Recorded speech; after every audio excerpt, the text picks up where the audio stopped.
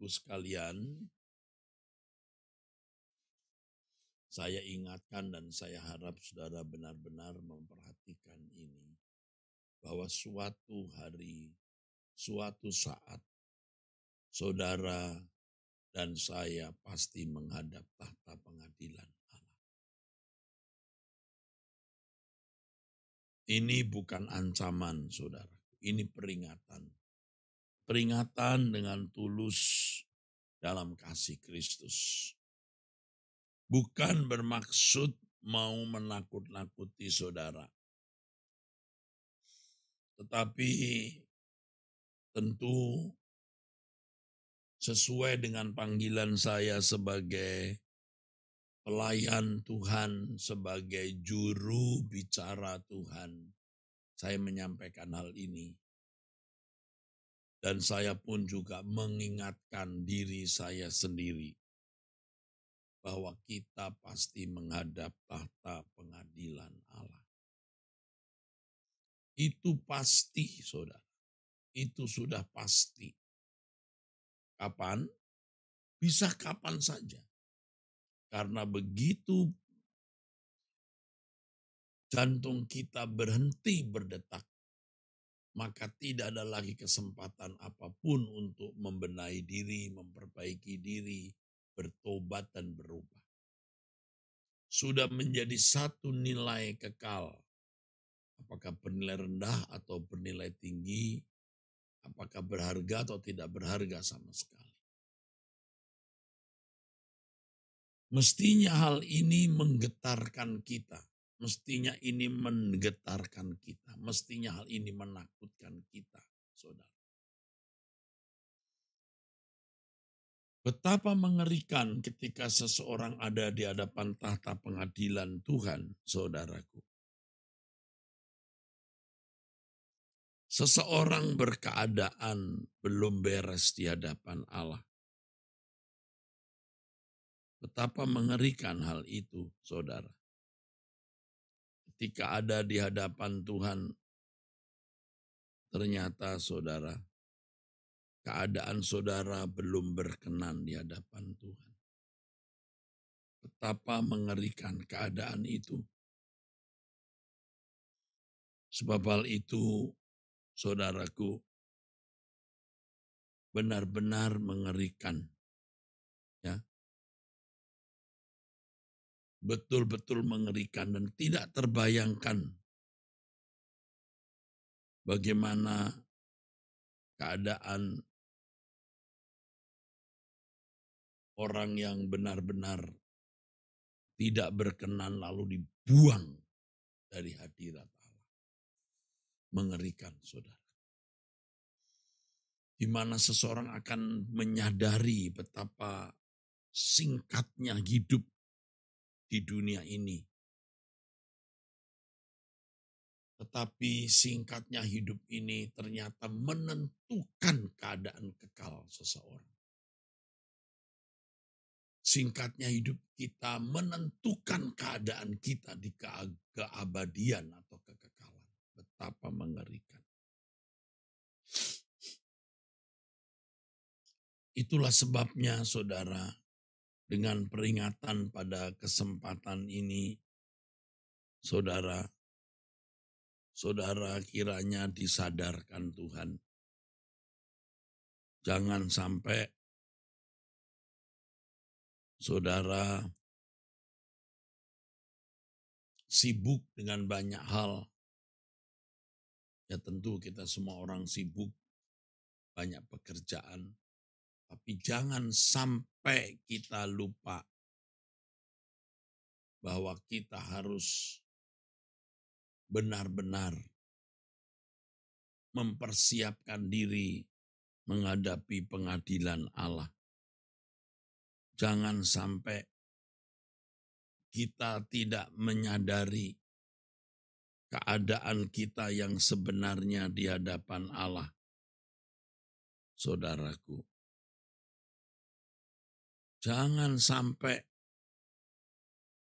ketika kita ada di hadapan tahta pengadilan Tuhan, ternyata masih ada dosa-dosa yang belum dibereskan. Ada ikatan-ikatan dengan dunia yang belum diputuskan. Artinya ada banyak berhala-berhala di dalam hidup ini. Ayo kita waspada, alert.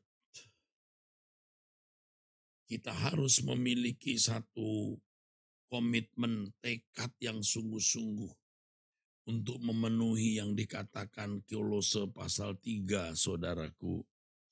Ayat yang ketiga. Sebab kamu telah mati dan hidupmu tersembunyi bersama dengan Kristus di dalam Allah. Ayat ini terus muncul di pikiran saya bulan-bulan dan minggu-minggu belakangan ini. Bagaimana menerapkan ayat ini di dalam hidup?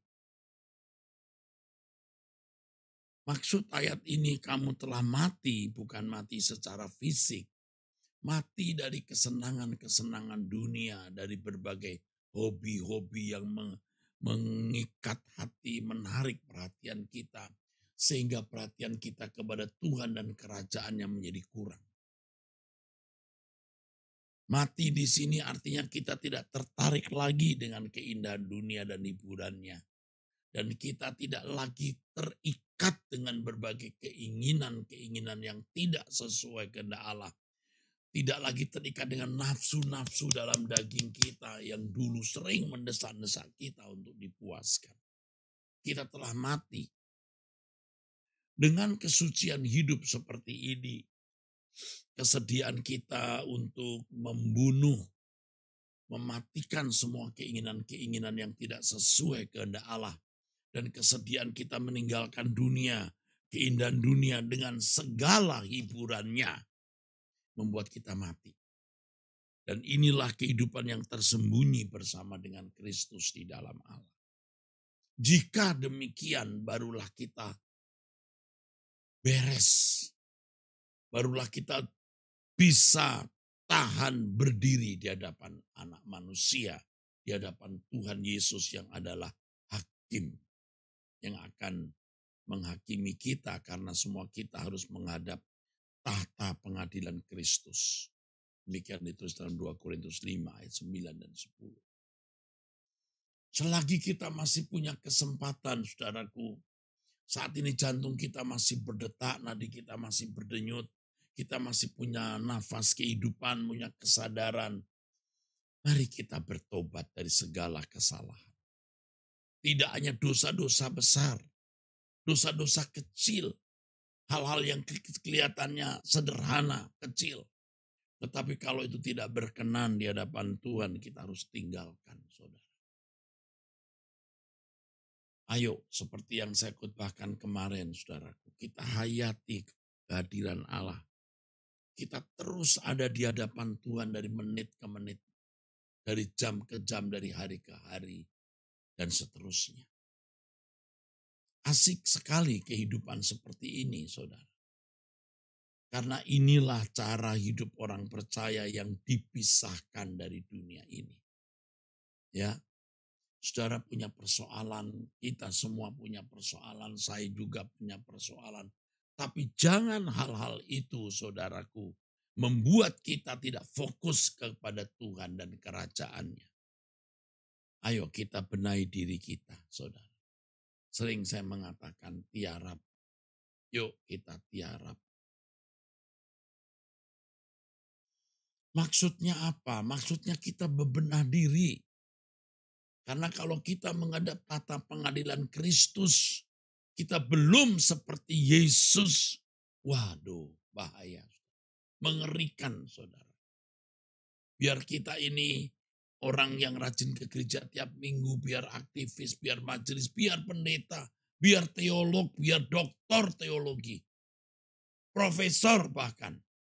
Kalau kita tidak serupa dengan Yesus, kita belumlah menjadi anggota keluarga kerajaan Allah. Belumlah menjadi anak Allah. Karena semua anak Allah harus berkeadaan berkenan di hadapan Bapa. Semua anak Allah adalah orang-orang yang akan dimuliakan bersama-sama dengan Yesus. Ayo kita belajar. Saudara belajar, saya belajar. Asik sekali saudara. Ayo, apapun yang terjadi dalam hidup kita, jangan menyita perhatian kita dan kita berhalakan. Ya, kadang memang kita kurang stabil menghadapi banyak masalah, kita menjadi limbung saudara. Tapi kita tetap mau belajar tegak berdiri menghadap Tuhan, tegak berdiri menatap Tuhan, fokus ke langit baru, bumi baru. Tuhan dan kerajaannya menjadi tujuan hidup kita. Demikianlah pesan Tuhan, suara Tuhan, nasihat Tuhan pada kesempatan ini. Tuhan memberkati saudara-saudara sekalian. Berkat dari Allah Bapa di surga, Elohim Yahweh. Dalam nama Tuhan Yesus Kristus turun atas saudara sekalian. Amin. Sampai jumpa saudaraku, Tuhan memberkati.